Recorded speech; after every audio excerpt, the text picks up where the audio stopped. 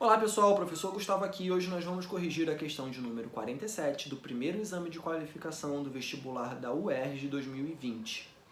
Então vamos começar analisando os recursos da questão. A gente tem uma imagem e a gente tem um texto. Nessa imagem nós temos três pessoas com várias sacolas de compra e com sacolas de compra cobrindo os rostos. Em cima está escrito assim: quem paga pelo preço das nossas roupas? E embaixo nós temos uma tarja escrito The True Cost, que é o título desse documentário. O texto a seguir vai falar um pouco mais sobre o documentário, que integra esse recurso. O alto custo da roupa barata. O barato que sai caro. Esse popular clichê fica nítido no documentário The True Cost, o verdadeiro custo, do diretor Andrew Morgan, que investiga as práticas inconsequentes da indústria da moda ao inundar o mercado com roupas de baixo preço e quase descartáveis. O filme denuncia que alguém paga o preço para uma roupa custar muito barato, mostrando histórias chocantes como um vilarejo em que há uma grande incidência de crianças nascidas com deficiências mentais e físicas devido aos resíduos da indústria têxtil que poluem as águas da região. Mas o documentário também traz uma contraposição: a ação de pessoas que estão trabalhando para mudar essa realidade, como a inglesa Sophia Mini, uma das pioneiras do conceito de comércio justo no mundo. Então esse texto ele vai falar um pouco sobre o que a gente chama de externalização dos custos. Então quando nós vemos uma peça de roupa, um enfeite, um móvel, um objeto, um utensílio extremamente barato, a gente para e se pergunta: será que esse preço que eu estou pagando, ele vai pagar desde a extração desse produto da natureza, com máquinas e afins, vai pagar toda a industrialização, né, com os custos de energia, de maquinário, de manutenção, o salário dos trabalhadores empregados ali, o transporte até o comércio, a própria estrutura da loja, né? Então às vezes a gente fala: nossa, o valor disso não paga nem o espaço que ele está ocupando nessa prateleira de loja, que dirá de toda a produção. E aí a gente vê que existe uma coisa chamada a externalização dos custos, que é alguém pagou esse preço. Então pode ser, de repente, o fato da empresa não gerir corretamente os seus resíduos e produzir resíduos aí que vão danificar a saúde da população, como é o exemplo do texto, ou não vão garantir os direitos trabalhistas dos seus funcionários, ou não vão pagar salários dignos aos seus funcionários, né? O transporte que é feito poluindo o meio ambiente mais do que deveria para sair mais barato, e por aí vai. Então vamos agora ao enunciado. O enunciado ele vai trazer os principais aspectos desse recurso e nos direcionar para o comando da questão. O conceito de comércio justo, mencionado no texto, engloba o compromisso de viabilizar que o preço pago por uma mercadoria resulte nas seguintes garantias.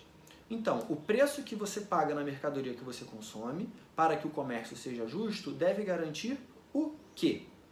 Então, os direitos sociais e a conservação ambiental. Bom, no texto a gente já vem falando um pouquinho sobre o direito à saúde, né, da população que a gente vê nesse vilarejo, que é negado a essas pessoas. Então o comércio justo deveria levar. Talvez a gente pagasse um preço um pouquinho maior em algumas mercadorias para essas pessoas terem garantia a uma boa qualidade de vida, acho que pouquíssimos se recusariam, né? E depois, conservação ambiental. Também, né, a gente tem que parar para pensar que muitas vezes é importante que a empresa ela invista em práticas que reduzem os danos ao meio ambiente, os impactos ambientais. Então essa A me parece bastante apropriada. Vamos ler as outras. B. Direitos civis e flexibilidade da produção. Bom, aqui a gente não fala... Quando a gente fala de direitos civis, a gente está falando dos direitos da população perante a lei, né? Então, no caso, não se aplicaria. E flexibilidade da produção. Quando a gente fala de flexibilidade da produção, realmente essa externalização de custos, essas crianças que vão nascer doentes, toda essa poluição, impactos ambientais, isso tudo é por causa de uma flexibilidade absurda que acaba eximindo, que acaba dispensando as empresas de custos que são importantes e indispensáveis, embora sejam dispensados, infelizmente. C. Direitos autorais e preservação da natureza. De fato, quando a gente consome, quando a gente vai ao cinema, quando a gente compra uma camiseta, quando a gente compra uma peça, né, de decoração, isso tudo tem o direito autoral, que é o que a gente paga pro autor que fez aquilo. Mas no caso, não é só isso, né? O preço justo, ele engloba muito mais coisas, muito mais questões. Então, está muito reduzido isso aí. E a preservação da natureza. Pessoal, aqui é importante diferenciar uma coisa. Quando a gente fala de conservar, é aquele quem usa direito sempre tem. Então é você utilizar os recursos naturais de forma que isso não comprometa que as gerações futuras vão ter acesso a esses recursos naturais. Já preservar significa não utilizar, significa deixar guardadinho ali. Então a gente não está falando em momento nenhum em preservar a natureza, a gente fala mais em conservar, num uso que impeça ao máximo impactos ambientais muito negativos, ou que gerencie esses impactos ambientais de forma a reduzir, né, os danos que ele causa. D. Direitos políticos e concorrência empresarial. Na verdade, assim, a gente está falando de direito que os direitos políticos eles existem, o que acontece é que eles não são cumpridos, né, dessas pessoas. E quando a gente fala de concorrência empresarial, é justamente a concorrência pelo menor preço, muitas vezes vai levar as empresas a terem essas atitudes, né?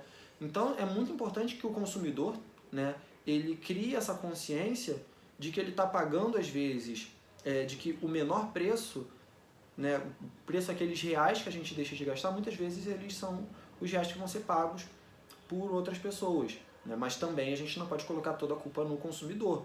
Esse consumidor ele recebe um salário digno a ponto de poder se dar esse luxo de pagar um pouco mais para garantir o bem-estar de outras pessoas.